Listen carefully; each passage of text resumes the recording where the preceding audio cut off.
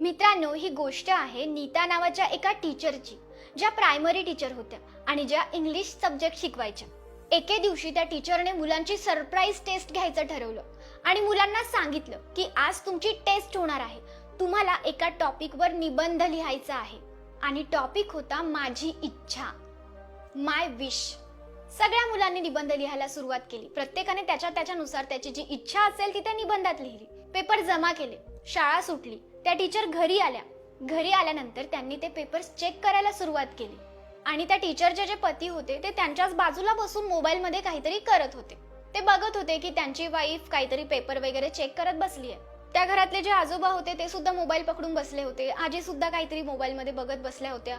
असं काहीतरी सुरू होतं आणि या टीचर पेपर चेक करत होत्या. पेपर चेक करत असताना अचानक एक पेपर चेक करता करता त्यांच्या डोळ्यात अश्रू यायला लागले.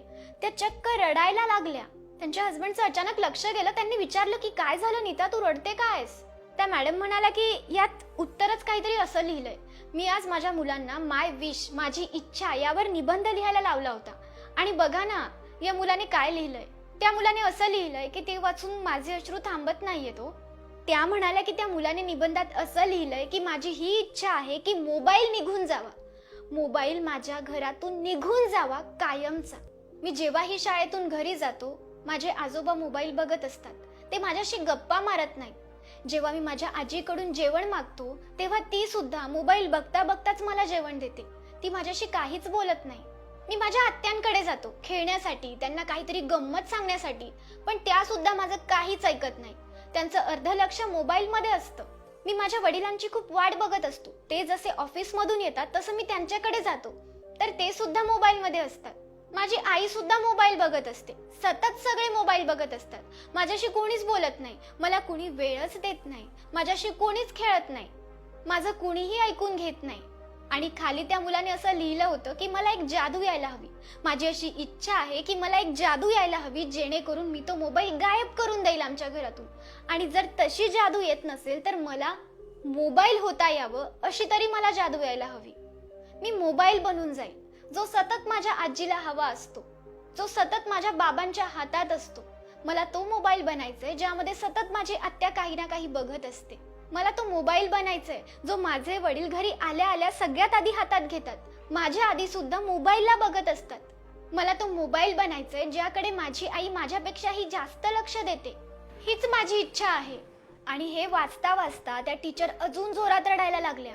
त्या टीचरचे हसबंड म्हणाले की कसा मुलगा आहे ना, त्याच्या घरातले त्याला वेळच देत नाही. त्यांनी त्याला वेळ द्यायला हवा. ते म्हणाले की काय नाव काय आहे त्या मुलाचं? त्या टीचर आणखी रडायला लागल्या आणि म्हणाल्या की आपल्याच सोनूने हा निबंध लिहिलाय.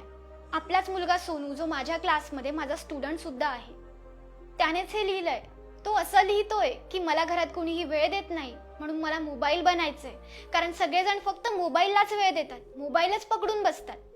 मित्रांनो, ही गोष्ट फक्त त्यांचीच नाहीये. ही गोष्ट कुठेतरी आता आपल्या सगळ्यांची बनून गेलीये. आपण प्रत्येक वेळी मोबाईल बघत असतो.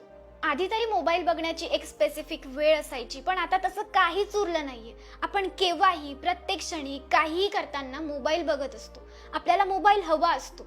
हा मोबाईल आला होता कारण आपण आपल्या लोकांशी कनेक्ट होऊ शकू, पण मोबाईलमुळे कुठेतरी आपण आपल्याच जवळच्या लोकांशी डिस्कनेक्ट होत चाललोय. घरातल्याच लोकांना आज एकमेकांशी बोलायला वेळ नसतो. प्रत्येक जण बसलेला असतो, जवळ असतात, पण प्रत्येक जण मोबाईल बघत असतो. कधी कधी आपली आई आपल्याला काहीतरी सांगत असते आणि आपण मोबाईलमध्ये बघता बघता करत असतो, किंवा आपण कुणाला तरी काहीतरी सांगत असतो पण त्याचं अर्ध लक्ष मोबाईलमध्ये असतं. याला काय अर्थ आहे? बघा, आपल्या कुटुंबासाठी वेळ काढा, आपल्या जवळच्या लोकांसाठी वेळ काढा. मोबाईलमध्ये इतकेही गुंतून जाऊ नका की तुम्ही तुमच्या फॅमिलीलाच विसरून जाल. तुमच्या कुटुंबाला वेळ द्या. कारण जगासाठी आपण फक्त एक व्यक्ती असतो, पण कुटुंबासाठी आपण सगळं काही असतो.